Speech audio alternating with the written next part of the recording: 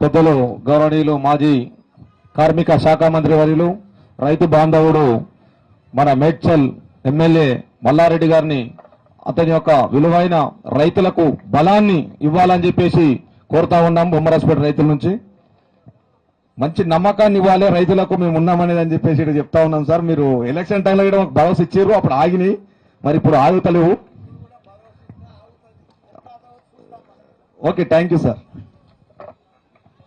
అందరికీ నమస్కారం. ఈరోజు బొమ్మరాజపేట పొలాలను గత 60-70 సంవత్సరాల సంధి కూడా వాళ్ళు పట్టాతోటి వ్యవసాయం చేసుకునే రైతులను ఇప్పుడు ఒక దొంగలు పడ్డట్టు పడి ఆ ల్యాండ్ అంతా కూడా 1049 ఎకరాలు ఏదో పాత పేరు చెప్పి దోసుకుందామని ఈ గవర్నమెంట్ వస్తున్నందుకు దీనికి అందరినీ కూడా రైతులను కాపాడే బాధ్యత మా మీద ఉన్నది. తప్పకుండా రైతుల వెంబడి మేము ఉంటాం. మా కేసీఆర్ ఉంటాడు, మా కేటీఆర్ ఉంటాడు.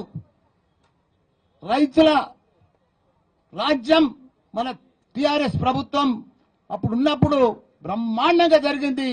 కానీ ఇప్పుడు కాంగ్రెస్ వచ్చిన వద్దుగా బాధలే బాధలు, బాధలే బాధలు, కబ్జలే కబ్జలు, కబ్జలే కబ్జలు.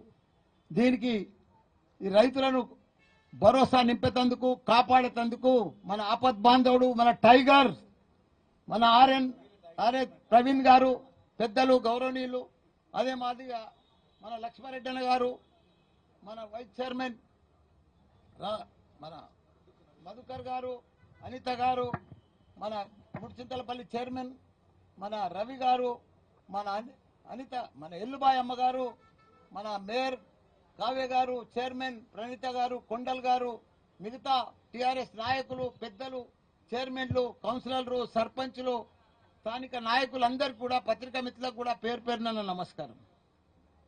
నాకు బాగా తెలుసు, నేను మంత్రి ఉన్నప్పుడు కూడా ఈ ల్యాండ్ విషయం నా దగ్గరకు వచ్చింది. నేను కలెక్టర్ ఆఫీసులోకి పోయినా, అప్పుడు కూడా ఆపినా. అప్పుడు కూడా ఇదే రవి, ఈ సత్యనారాయణ రాజు, వీళ్ళందరూ కూడా, రమణ, వీళ్ళందరూ వచ్చారు నా దగ్గరికి. దీనికోసం మొత్తం అవగాహన ఉంది. కానీ మొత్తం అప్పుడు ధరణి ఉన్నప్పుడు పర్ఫెక్ట్ గా ఆ భూమిని కాపాడడం, వాళ్ళు కూడా భరోసాతో ఉన్నారు. కానీ ఇప్పుడు కొత్తగా భూభారత్ వచ్చింది. భూభారత్ అంతేంది, కొత్తగా కాంగ్రెస్ వచ్చిందంటేనే కబ్జా, కాంగ్రెస్ వచ్చిందంటేనే బస్ దోపిడీ. ఎక్కడ చూడు నువ్వు తెలంగాణ రాష్ట్రం అంతా కూడా వాళ్ళకు రైతులకు న్యాయం చేస్తామని గవర్నమెంట్ వచ్చింది. అంతటా న్యాయమే, ప్రతి జాగలో ఎగ్గొట్టేదే రైతులను. వాళ్ళు కాంగ్రెస్ అంటేనే కాంగ్రెస్ ఎగ్గొట్టేది. మీరు ఎక్కడైనా చూడండి. ఇప్పుడు మన రంగారెడ్డి జిల్లా, మేడ్చల్ జిల్లాల 1 కోటి ఎకరాల చిల్లర 22A తీసుకొచ్చింది. ఆ 22A అంటే అర్థమే కాదు.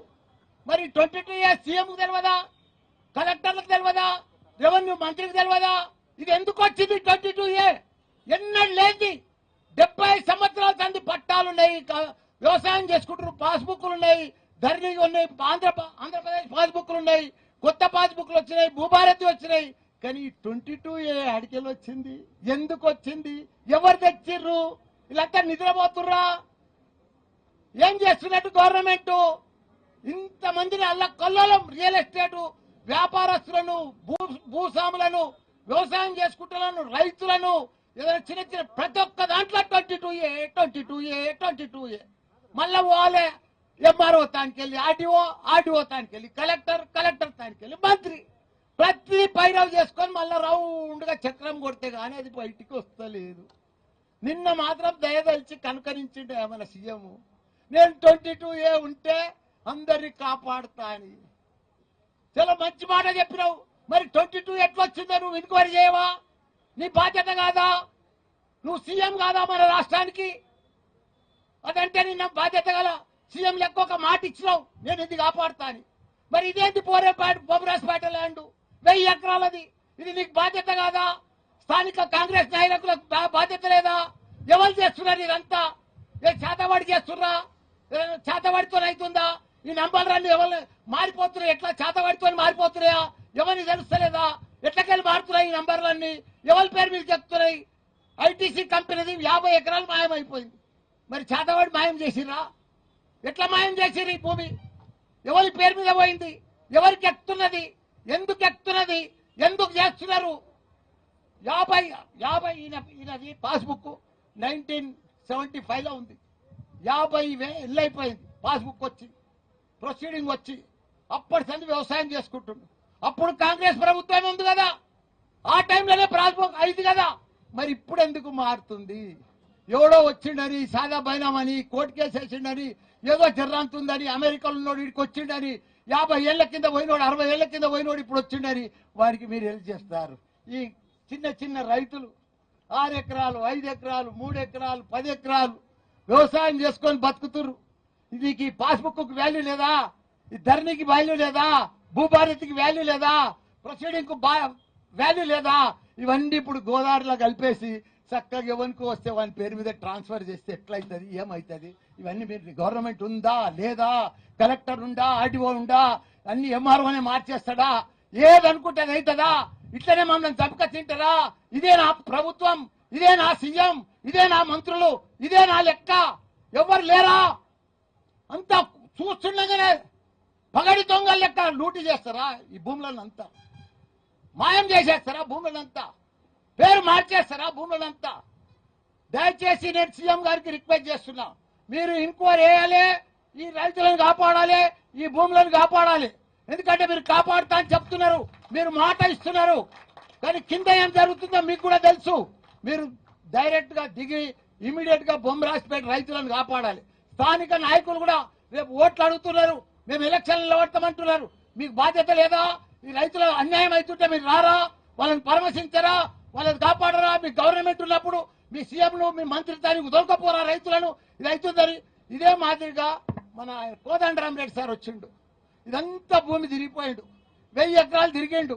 ఆయన రిపోర్ట్ కూడా ఇచ్చిండు గవర్నమెంట్ కు. ఈ రైతులకు వీళ్ళకే న్యాయం జరగాలి, ఈ భూమి వీళ్ళకే ఉన్నది, ఈ పట్టాలని వీళ్ళే, వీళ్ళది కరెక్ట్ అని చెప్పి రిపోర్ట్ కూడా ఇచ్చిండు. మరి కోదండరామరెడ్డి సార్ ఇచ్చిన దానికి కూడా వాల్యూ లేదా?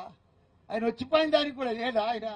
ఆయన ఒక ఎమ్మెల్యే, ఎమ్మెల్సీ, ఆయన కూడా పెద్ద మనిషే. మీ పార్టీలో దాంట్లో కూడా పార్ట్ టాప్ ఉన్నాడు కదా. అంత పెద్ద మనిషి కూడా ఈ పేద రైతులను కాపాడుతందుకు వచ్చినప్పుడు మీరు ఆయన మాట కూడా వినరా? దయచేసి నేను గవర్నమెంట్కి చెప్తున్నా, ఈ భూమి మీరు కాపాడే బాధ్యత, రైతులను కాపాడే బాధ్యత మీది.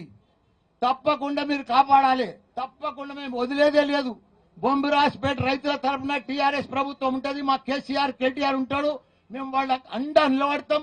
ఎవడొస్తాడో రమ్మని, ఎట్లా వస్తుందో పేరు మారుతుందో చూడమని గ్యారంటీగా మేము వాళ్ళ తరఫున ఉంటాం. ఒక్క గుంట, ఒక్క భూమి కూడా ఇవ్వం వాళ్ళకి. మేము తప్పకుండా ఇక్కడనే ధర్నా చేస్తాం, వాళ్ళని వదలం. ఎవడొస్తాడో చూస్తాం. ఈ ఆర్డీఓ కానీ, ఎంఆర్ఓ కానీ వీళ్ళంతా మోసం చేసి ప్రభుత్వానికి కకృతి పడి వీళ్ళు రాత్రి పేరు మార్చుతున్నారు. వీళ్ళందరినీ, వీళ్ళని కూడా భర్తం. ఎందుకంటే ఎవరిని ఇడిచేదే లేదు. తప్పకుండా రైతుల పక్షాన ఉంటాం. మా కేసీఆర్ తప్పకుండా మమ్మల్ని అందరూ ఇక్కడ పంపించిండు. తప్పకుండా ఆయన పేరు నిలబెట్టి, తప్పకుండా భూభారతి వచ్చినాకనే వాళ్ళు ఆగమవుతున్నారు. తప్పకుండా రైతులను కాపాడాలి. సీఎం గారికి కూడా రిక్వెస్ట్ చేసి చెప్తున్నా, మంత్రులకు కూడా చెప్తున్నా, ఈ భూమి వాళ్ళది, వాళ్ళకు పట్టా ఇవ్వాలి. వాళ్ళ పట్టా ఉంది. 50 ఏళ్ళ సంది వాళ్ళు జరగకుంటున్నారు. దాన్ని ఎక్కడ కూడా ఎవరికో వచ్చిన బినామీ, సాదా బైనామీ అని చెప్పి పేరుతోటి రాస్తే మేము వినము. తప్పకుండా వాళ్ళ పక్షాన్ని ఉంటాం, వాళ్ళ భూమి కాపాడుతాం, వాళ్ళ వెంబడి ఉంటామని కూడా మనం చేస్తున్నా. జై తెలంగాణ, జై కేసీఆర్.